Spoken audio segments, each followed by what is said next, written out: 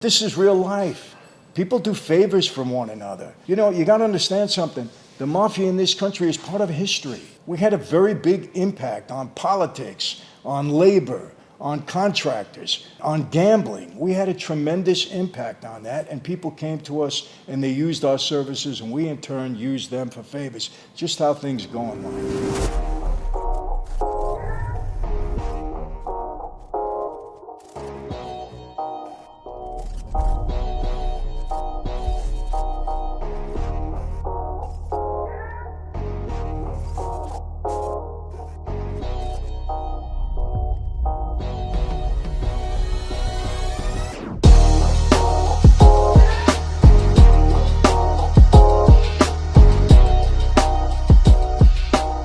Hey everyone, welcome to another sit down with MichaelFranzese. Hope everybody is doing well. All is good and blessed on this end, and as always, we give God all the praise, honor, and glory for that. Anyway, you know, I've been asked by so many of my followers, so many messages, so many comments about Donald Trump. Let me ask all of you this. In your recent memory, in any memory, has there ever been a more polarizing figure in all of politics than Donald Trump? I don't think so. At least not in my lifetime, not that I can remember. I mean, Donald Trump, you either love him or you hate him, and you hate him with a passion. And I've never seen another figure in politics that was targeted so often for so many things. I mean, 2 impeachments. I don't know if that's ever happened before. Under investigation in New York, under investigation now for January 6th for what happened there, under investigation for the records that were taken from Mar-a-Lago. This guy is as polarizing as can be. You have to say that. But many people ask, did he really have any connections to the mafia, to the mob, to my former associates? And a lot of people seem to think that he does. Now, I've answered this before. I never went into detail about it, but I've given you my opinion and I've given you what knowledge I have of it. Now, let me get into that a little bit. I did meet Donald Trump one time, and I met Donald Trump through Roy Cohn. And this was way back when, early 80s. Might have been 83, 84, something like that. And we were in a private club. I had to see Roy Cohn because I was either being indicted or about to be indicted or something like that by Giuliani in the Southern District of New York. And I saw Roy and spoke to him for a minute because he had reached out to me and he said that he could squash the indictment if it ever came down or if it had come down at that point in time. He wanted $250,000 to do that. Now, from my former experience and from all the experience I had up until that point with all my cases, and there had been 4 before that, with all my dad's trials and appeals and appearances before the appellate courts, it's very difficult to squash a federal indictment. Now, if it never happens, that's one thing, but you may be able to prevent it if you're a fixer and you got influence, but to squash it once it comes down, I don't think that's possible. Very, very unlikely. So I was very cynical about that, but I also at that time went to see Fat Tony Salerno, boss of the Genovese family, because he knew Roy Cohn very well. And I asked him his advice, and he told me at the time, don't give him the money. And so I went back to Roy and I said, Roy, look, here's the deal. If I have to go to trial on this, it's going to cost me millions of dollars and a lot of time.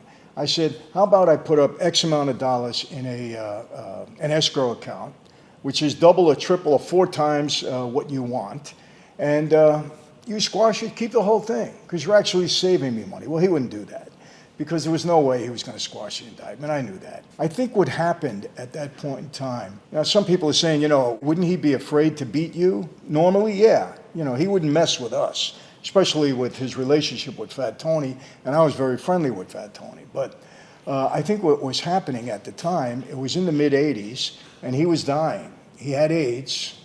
He never admitted to having AIDS, but he had AIDS. He eventually died in 1986, and this was getting close to that time, so he knew he was sick. Maybe he figured, you know, time would be on his side. It would be an extra $250,000 he would have, and, you know, eventually he'd be very sick. I couldn't do anything about it, so he got himself a $250,000. Or maybe he believed he could really do it. I don't know. He was a huge fixer. Now, going back to Roy Cohn, remember, he was chief counsel for McCarthy during the McCarthy communism hearings back in the 50s. He prosecuted the Rosenbergs for espionage and for being traitors and got them the electric chair. He got them death. So he was a fixer. He did have a prominent role in politics. I don't think he was very well liked. I heard nothing but bad things about him. He wasn't a likable guy. He was friendly with Donald Trump. No question about it. He represented Donald Trump. So I met him briefly. Donald might even not remember it. I shook his hand, whatever. That was it. There was nothing. But does he really have a connection to the mob through Roy Cohn? Now, let me tell you this. Roy Cohn and Fat Tony were pretty close. Now, again, did Fat Tony like him and love him? I doubt it. I don't think anybody really liked Roy. They used him when they could, and Roy reciprocated. He made some money. That was kind of the relationship. I don't recall him ever taking any of the mob guys to trial. He was just known more as a fixer. So why did Donald hire him? Well, real estate. He was a big guy, in New York. If you were a developer, I don't care whether you were Trump or Helmsley or any of the big ones, Gutterman, you had to deal with the unions, and the unions were all tied up with my friends, my associates. I even had relationships with the unions, bartenders and waitresses, security guards. I made a deal for Jerry Gutterman where we had all the unions involved in a major co-op conversion in Queens, Long Island. So we were all hooked up with all of the unions. Now, Fat Tony, he controlled all the concrete. You didn't get a building built in New York or New Jersey unless Fat Tony was involved in pouring the concrete. That was it. He controlled it. He was the boss 100%. So when Donald needed a favor or he wanted a building done, maybe he got a better deal working through Cohen, who knew Fat Tony, to get his buildings built as far as the concrete was concerned and as far as the labor unions were concerned. Does that make him a mob associate? No, it doesn't make him a mob associate. It makes him a guy that was able to make a connection with the mob and deal favorably with them because of his relationships. Let me explain to you what a real mob associate is. A mob associate is not a made guy, doesn't take the oath, but he's working with us. He's protected by us. He has a relationship, an ongoing, constant relationship with us. And I had a lot of guys like that around me, and a lot of the other guys, made guys, had a lot of associates around them. I can name a few, but you know them all right? Jimmy Burke was an associate. Apples McIntosh was an associate because they could never get made, but they were very tight. And there were so many guys that I had around me. Frankie G, Frankie Sestaro, Louis Fenzer, all of these guys, they were all associates of mine back then. We worked together. We associated together. We played together. We did everything together. They were associated with the mob. Donald Trump was not in that category. But if he could use Roy Cohn to get something done, yeah, why not? Another relationship that I had with Donald Trump, and not him specifically, but myself and my partner at the time, David Bogatin, were buying condominiums in Trump Towers in the early 80s. I think Trump Tower opened in, 83. Well, we spent $6 million. Bogatin eventually took them over, but we bought a couple of condos in Trump Tower. It was a big deal at the time. Very prestigious condominium complex. So that relationship, but did we deal directly with them? No. Did we give them $6 million in cash? Yes. Did the government, during the impeachment situation, try to establish a Russian connection with Donald Trump because my partner was Russian and he paid $6 million? We did for the condominiums, yes. But was there any connection through David Bogatin with the Russians and Donald Trump? Absolutely not. 100% no. I know that for a fact. These were my relationships. David Bogatin, Markowitz, Persitz, these were my guys. They had no relationship with Donald Trump. And if you were a builder in New York, wouldn't you look for favorable treatment through the mob if you were trying to get a building done? Of course you would. Doesn't matter who you are. If you had to deal with the unions and you can get favorable treatment, you would try. So if Roy Cohn was able to do that for Donald Trump, why wouldn't he take advantage of it? Another advantage, there was a big strike that the unions called back in I think it was 1982, and it shut down all of construction in Manhattan. I remember that. All of construction, except for Trump's Towers, was not affected. And Trump was getting near opening at that point in time. So through Roy Cohn and Roy Cohn's connection with Fat Tony, they were able to keep Trump Towers out of it. Workers still went there. But there was a citywide strike in Manhattan during that time. So Trump was able to buy favorable treatment. I don't know what the deal was. I don't know how much money Trump gave up, if anything. I can't comment on that. But that was his relationship to the mob. Was there ever anything more? I can name a couple of incidents that I know about. Another thing, before I get into that, did Trump ever meet Fat Tony? There was talk that he did. Fat Tony never told me that personally. I don't know for a fact if he did, but there was talk that he did. I think it's established or documented somewhere, but I think Donald Trump was questioned about it one time, and he denied it. He said he never met with Tony. I don't know if that's true. I don't know if that's false. But if it was going to hurt him, why wouldn't he deny meeting him? I mean, it's common sense. Big deal. You make a decision on that. Now, I know for a fact, too, that Donald Trump did buy some land off of Philly Testa's son. You know who Philly Testa was? He was the boss of the Philadelphia crew at one time. He got killed. He was murdered. But his son owned some property, I think a couple hundred acres. He sold it to Trump. Trump built a parking lot there for one of his casinos. That I know. Also, I know Nicky Scarfa, who I was friendly with. Nicky Scarfa and I were going to unionize the security guards in Atlantic City. We had it all planned, all ready to go. I had controlled one of the security guard unions through Danny Cunningham. We had it all set to go, if you recall. I'm not going to get into it all again, but we used Al Sharpton at the time. We were going to use Al Sharpton to picket the casinos, to hire our people, or to unionize our people in security. Never happened because Nicky had his troubles, I had mine, and we had to put it all to rest at that time. But I know Nicky Scarfa did try to lease some land to Donald Trump, and I think the deal was about to be done. I remember that happening, but I think the Casino Regulation Board killed it. Never did happen. But there again, was Donald Trump specifically involved in that? Was he the one making the deal? If he was going to make the deal, so what? Would you not buy something off of mob guys if it was a legitimate deal? The money was paid? That doesn't make him a mob or mafia associate. And I just wanted to clarify that. So did he have dealings with the mob? Yes, like so many other developers. Jerry Gutterman, he was totally in bed with me on 6 or 7 different projects that he had. Was he an associate? We didn't go out to dinner together quite often. Our wives didn't meet, our kids didn't play with one another. But yes, I was able to get him sweetheart deals with all the unions on all of his projects. So maybe you can say that Jerry Gutterman was a mob associate because I also had my guy working under him, He was his right-hand guy for all construction. He oversaw everything in all of his buildings. So maybe there was a lot tighter association there than Donald Trump had with Fat Tony of the Mafia. So I don't think you're going to find anything more about Donald Trump's relationship to the Mafia at that point in time. I really don't. I think that's about it. So yes, he tried to buy a couple of properties. He actually did buy a property off Philly Testa's son, who was associated, obviously, with the Philadelphia crew. His organization dealt with Nicky Scarfa and his crew for a while to try to get some land leased from them. Casino board knocked it down, never happened. And yes, he had relationships with Roy Cohn and Fat Tony Salerno as far as getting some favors for the union. So yeah, that was the relationship. Call it what you want, but would I consider him a mob associate? No. He was a businessman at that time, trying to get the best deal that he possibly could, maybe save some money, get his construction work done, and that was it. There was no further relationship, and though the government has tried to establish that relationship, they really haven't been able to do it because it doesn't exist. It's almost like Russia, Russia, Russia. Same darn thing. How many times are you going to beat a dead horse? Not there. But let me tell you something else, some very interesting. Remember Frank Sheeran, the Irishman? He allegedly killed Jimmy Hoffa. I already put that to bed. That never happened. It wasn't Frank Sheeran. Great movie, just the movie wasn't factual. Frank Sheeran did run a union local in Delaware at the time. And it was during election time in 1972 that he got a visit from a lawyer for the Democratic Party. And it seems that a number of ads were going to be run at that time, just before the election, that the Democrats didn't want run. So they went to Frank Sheeran. Frank Sheeran did them a favor. They put a strike up in front of the newspaper building that was going to run all the ads, the Teamsters.